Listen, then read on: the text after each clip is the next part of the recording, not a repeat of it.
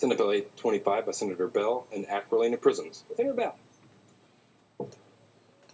Mr. President, members, this bill, SB 825, changes lives. It reduces California's recidivism rate by preparing incarcerated men and women for rewarding careers in the building and construction trades. The bill enhances and improves existing training programs in the state prisons by partnering with the State Building Construction Trade Council to align the department's program with the state's curriculum standards for our pre-apprenticeship programs. The alignment and partnerships pave the way for stable employment of incarcerated Californians when they return to our communities, thus lowering recidivism. California's prison recidivism rate will be vastly improved by providing incarcerated men and women with access to the most innovative pre-apprenticeship programs that lead to high-performing state-approved apprenticeship programs on reentry. I request an aye vote. Members, we have discussion or debate on the floor. Discussion or debate? Senator Stone and then Senator Hertzberg. Thank you, Mr. President. I respectfully rise in opposition to SB 825. SB 825 is emblematic as to why so many California voters are skeptical and cynical about our political process and the role of special interest groups.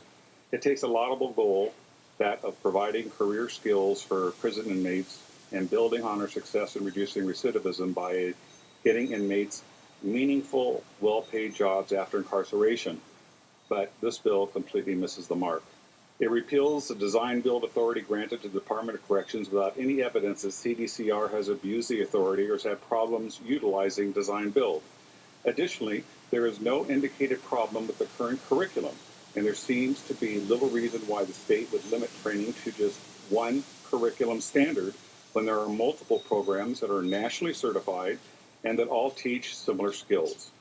There was no evidence provided in any of the policy hearings that there were any problems or deficiencies in the curriculum CDCR was using. It's just because. It would appear to suggest that the goal of this particular measure is not necessarily to modernize or improve training, but rather to limit competition from non-union training and apprenticeship programs, as well as the ranks of apprenticeship taught under the union curriculum. Members, let's not reduce choice. California needs more skilled laborers more now than ever. CDCR and the Prison Industry Authority already have existing programs that help inmates learn construction careers so they can have a career path upon release. California does not need SB 825 in its current form, and I urge my colleagues to vote no and reject this effort to grant unions a monopoly, an exclusive right to control future state construction contracts. I think this is wrong, and for those reasons, I request a no vote on SB 25. Thank you, Senator. Senator Hertzberg and then Senator Anderson. Hertzberg. Thank you, Mr. President. Just very briefly, you know, we talked an hour and a half or so ago about hope. And the whole issue behind this measure, in my view, is to do everything possible to get folks a job, get them in a pre-apprentice program so that when they leave incarceration, they've got hope. That is the biggest issue. When you leave and you're marked because you're an ex-con, do you get into a program? You can argue whether it forces organized labor or not. But if this creates an opportunity for folks who are getting out of jail to get into a program that will accept them, that's legitimate, that gives them the credentials, that moves them to a trade, this is the right and appropriate thing to do. I ask for your support of this measure. Thank you, sir. We're going to go to Senator Anderson and then Senator Bell. Senator Anderson.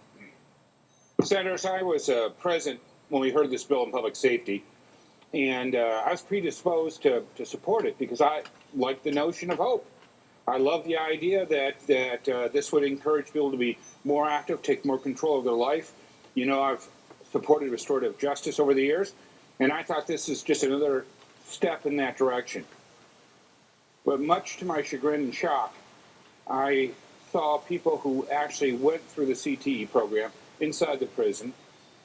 These inmates, perhaps we could get some attention. Members, if we could please turn our attention to Senator Anderson, please. And I'll try to talk slower. So, what I was shocked is the witnesses were inmates who had gone through the program, who were gainfully employed, who were moving in the right direction. And they were testifying not in favor of this bill, but rather opposed to it. That was shocking. And as a result, it flipped me. I went from being predisposed in favor of this bill to opposing the bill, and I have to oppose it today because I think that the people who benefit most, those inmates have gone through the CTE program here in our prisons today, are gainfully employed, and they're speaking against this type of change because they said it would narrow their opportunities and they thought it would undermine their future. If a person's working hard to redeem themselves in our prison system, we should be doing everything we can to support those individuals. And for that reason, I cannot support this. Members, we're going to turn our attention now to Senator Bell. Thank you, Mr. President. In response to the concerns that I know were addressed here, they were addressed several times, and I want to repeat some of these issues. We're talking about a pre-apprenticeship program. We're not talking about the apprenticeship programs. People, when they leave incarceration, can go into existing union, non-union, other kinds of job training, career technical education programs. There's no prohibition or closing of the door of those avenues in this bill. Secondly, the MC3 curriculum for pre-apprenticeship programs is actually adopted by the California Workforce Development Board as the gold standard of pre-apprenticeship programs. It has been determined to be the pre-apprenticeship program that's the most useful. They have evaluated it. It is a cost-effective program. It's 3 times less expensive than other comparable pre-apprenticeship programs, and with better results. So this program that I'm proposing is to have this be used as the pre-apprenticeship program, and it will lead to less people recidivating in the state prison by providing them with good jobs. I urge and I vote on this. I just wanted to correct some of the misimpressions that were given in the testimony against the bill. Thank you. Thank you, Senator Bell. That will act as his closing statement. Mr. Secretary, please call the roll. Allen. Aye. Anderson. No. Atkins. Aye. Bates. No. Bell. Aye. Berryhill. Bradford. Aye. Cannella. Aye. De Leon. Dodd. Aye. Fuller. No. Gaines. No. Galgiani. Aye. Glazer. Hernandez. Aye. Hertzberg. Aye. Hill. Aye. Hueso. Aye. Jackson. Aye. Lara. Aye. Leyva. Aye. McGuire. Aye. Mitchell. Aye. Monning. Aye. Morlock. No. Morrell. No. Newman. Aye. Wynn. No. Nilsson.